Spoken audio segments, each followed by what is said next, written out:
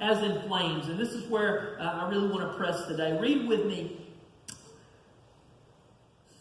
Isaiah 48:10. It says this. It says, "See, I have refined you, though not as silver. I have tested you in the furnace of affliction."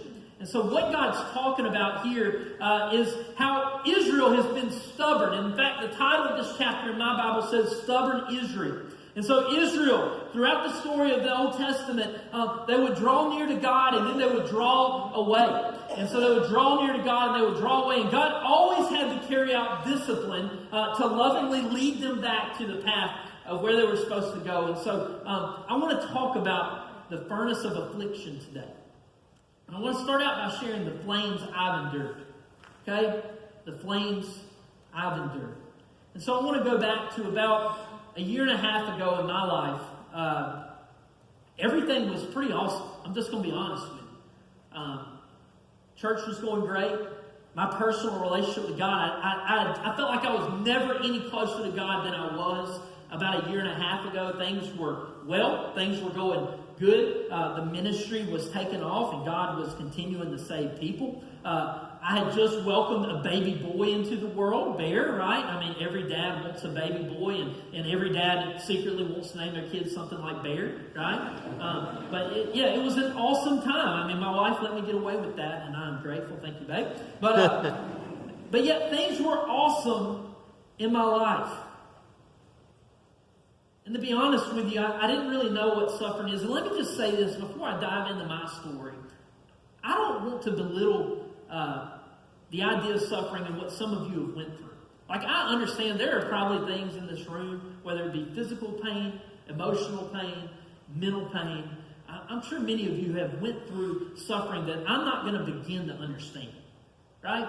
And I just want to acknowledge that and know that everyone has suffered in a different way. But today I want to talk about suffering collectively and share what God's Word says about it. And I just want to share my story. So all of a sudden things go haywire. I couldn't sleep. I began to be filled with fear. There was manic behavior, just crazy things that were going on in my head that I couldn't really wrap my head around. I couldn't really understand. If I could describe it to you, it was like I was disoriented. Like the true version of me had been taken out, and I couldn't really come to grips with who I was anymore. And I couldn't understand why things were falling down all around me. I couldn't sleep. I began to become fearful. I began to have dreams that my family was going to be taken away from me. And I began to become under deep spiritual attack. And I couldn't find myself. It was like falling into a well, and I couldn't find my way out of it. And it was dark all around me. And I couldn't find God for the life of me. Man, I prayed, God, lift me up out of this. And for the life of me, I don't know where He was. It was a deep, dark time. And so from there, man, the people around me, the elders of our church, began to notice this erratic behavior and that I was struggling. And I was asked to go on 3-month sabbatical. And in church terms, what sabbatical means is you're supposed to go rest for 3 months. Now, if any of you know me and have ever been around me, resting for 3 months in Buck is just not a good mix, right? I'm energetic. I'm emotionally passionate, like I'm all in when I'm doing something. And so being away from ministry for 3 months was supposed to make me better, but I'm going to be honest with you, things only got worse. What I saw at the end of 3 months, ministry, gone. My sanity, gone. A grasp on anything, gone. And all of a sudden, I just felt like a shell of myself. The flames rose in my life, and the flames were all around. It was like I was filled with smoke and just couldn't, getting that next breath was difficult. Getting through the day was difficult. So I began to battle this deep, dark monster of depression that I thought before this was just some term for feeling a little down, right? So I began to battle this enemy called depression. I felt useless. One of my favorite things to do is to journal to God, to write down thoughts and pray to God. I had nothing to write.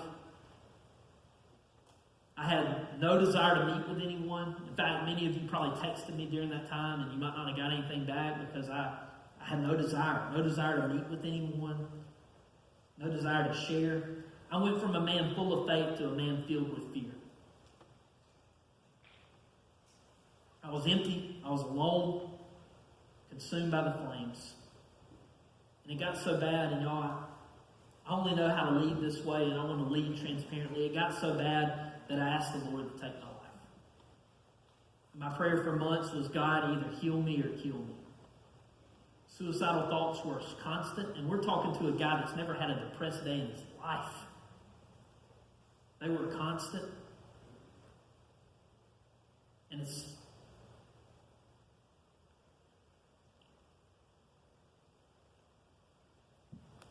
like I never thought I'd get out.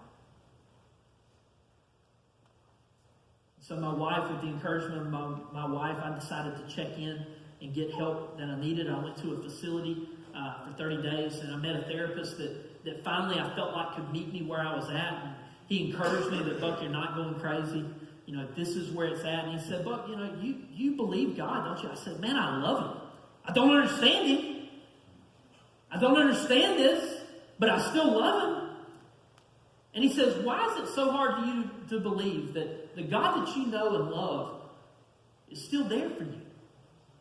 And why is it so hard to believe that the enemy would come against your life? He says, why? You believe the things of God? I said, yeah. He says, why is it so hard to believe that the enemy would come to try and destroy you, destroy your ministry, destroy your family? And understand you're not alone in this. I want to tell you, man, those words were like honey when I heard them. And slowly but surely, day after day, I began to get my life back. It didn't happen overnight, but I slowly began to come back to life. I slowly began to want to read again. I began to want to journal. I began to want to meet with people. And to be honest with you, man, I was afraid that the ministry would never happen again, that it was over. But these are three things that I've learned. And brothers and sisters, because God is a deliverer, I stand before you today ready to preach the gospel, ready to continue the mission, and ready to move forward. Amen.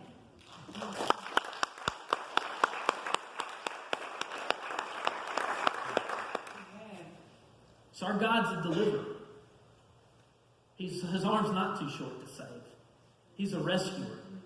And he reached down into the pit. He reached down into the pit of that well and brought me out. And I'm forever grateful. I learned that darkness doesn't last forever. If there's someone that's going through something in here, you're walking through a dark pit, it's not going to last forever. You may not can see it yet, but it's not going to last forever. Hang on. Hold on tight to Jesus, because it's not going to last forever. And the most important thing, though I felt like I was all alone, God never left me. God never left me. He was with me all the way. So that's a little bit of my story and what I've learned about the flames of life, the sufferings. And so today I want to share 3 points, and I want to teach a little bit on suffering and what we can really glean from this passage in Isaiah 48:10. First thing, if you're taking